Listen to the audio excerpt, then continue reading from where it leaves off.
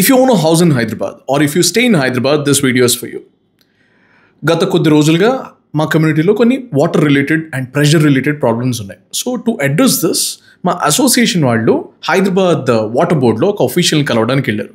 అక్కడ తెలిసిన విషయం ఏంటి అంటే కేవలం జూలై మంత్లోనే హైదరాబాద్లో 9,000 నుంచి 11,000 ట్యాంకర్ రిక్వెస్ట్ వచ్చినాయంట.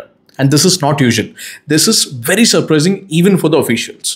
సో బేసికలీ వాళ్ళు చెప్పొచ్చేది ఏంటి అంటే మన సిట్యుయేషన్ ఇలానే కంటిన్యూ అయితే నెక్స్ట్ 2 to 3 yearsలో హైదరాబాద్లో సివియర్ అక్యూట్ వాటర్ క్రైసిస్ ఉంటుందంట. That even water tankers can't solve. ఇది పరిస్థితి. So to give you some context, హైదరాబాద్లో ఒకప్పుడు వాటర్ ట్యాంకర్స్ అనేవి ప్రతి అపార్ట్మెంట్కి రావడం అనేది మనం అందరం విన్నాం. కానీ అదొక సమ్మర్ ప్రాబ్లం లాగా మాత్రమే ఉండేదన్నమాట.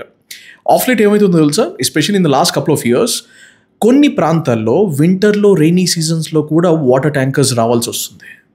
Now this has become a all year round problem and this is not normal. Now let's talk some data. గడిచిన 10 ఏళ్లలో హైదరాబాద్ పాపులేషన్ 30 to 40% మేరకు ఇంక్రీజ్ అయింది. కానీ Hyderabad ground water resources level ఏదైతే ఉందో అది 550 million gallons దగ్గరే ఆగిపోయింది. మనం ఎంత ఫాస్ట్గా హైరేజ్ టవర్స్ కడుతున్నామో అంతే ఫాస్ట్గా మన గ్రౌండ్ వాటర్ రిసోర్సెస్ డిప్లీట్ అయిపోతున్నాయి. నీళ్లు అనేవే లేకపోతే ఈ 10,000 square feet స్కై స్క్రాపర్స్ కట్టుకొని ఏం చేస్తాం మనం?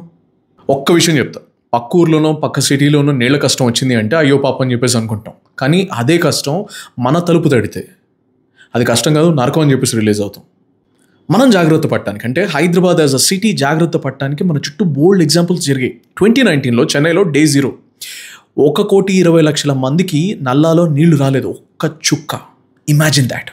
మెక్సికో సిటీలో భూగర్భ జలాలు అతిగా వాడేయడం వల్ల అంటే ఓవర్ యూటిలైజేషన్ ఆఫ్ రిసోర్సెస్ వల్ల భూగర్భ జలాల లెవెల్ ఏదైతే ఉందో అది ఏకంగా 9 meters మేరకు పడిపోయింది అనమాట. అంటే ఒక 3-story బిల్డింగ్ లెవెల్కి తగ్గిపోయింది.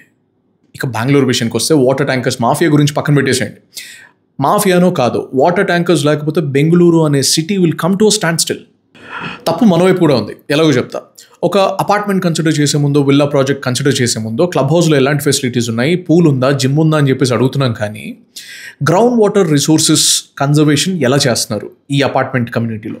కనీసం పర్కులేషన్ పిట్స్ అంటే ఇంకుడు గుంటలు ఉన్నాయా లేదా ఆ అపార్ట్మెంట్కి తగ్గట్టు అని చెప్పేసి క్వశ్చన్ చేస్తున్నావా? రేపు పొద్దున గ్రౌండ్ వాటర్ రిసోర్సెస్ కంప్లీట్గా డిప్లీట్ అయిపోయి ట్యాంకర్స్ కూడా దొరకని పరిస్థితుల్లో మనం వ్యవస్థను కానీ అధికారులను కానీ బ్లేమ్ చేయడం వల్ల సొల్యూషన్ దొరుకుతుందా? I have a simple question అండి. పర్కులేషన్ పిట్స్ అంటే గ్రౌండ్ వాటర్ రిసోర్సెస్ని రీఛార్జ్ చేసే టెక్నిక్స్ కానీ లేకపోతే ఆ ఫెసిలిటీస్ కానీ లేకపోతే ఒక అపార్ట్మెంట్కి కానీ స్టాండ్ అలోన్ బిల్డింగ్కి కానీ మేము పర్మిషన్స్ ఇవ్వము అని చెప్పేసి చెప్పడం ఎంత కష్టం. ఒక్క లైన్లో చెప్పాలి అంటే ఇన్ని సంవత్సరాలు వాటర్ కన్జర్వేషన్ లేకపోతే వాటర్ క్రైసిస్ అనేది కేవలం ఒక సమ్మర్ హెడ్లైన్ లాగా మారిపోయింది. ఇది ఇలానే కంటిన్యూ అయితే మనం కూడా హెడ్లైన్స్గా మారడానికి ఎంతోసేపు పట్టదు. బహుశా హైదరాబాద్ భారతదేశంలోనే మొట్టమొదటి 100-story బిల్డింగ్ కడుతున్న మెట్రో అవ్వచ్చు.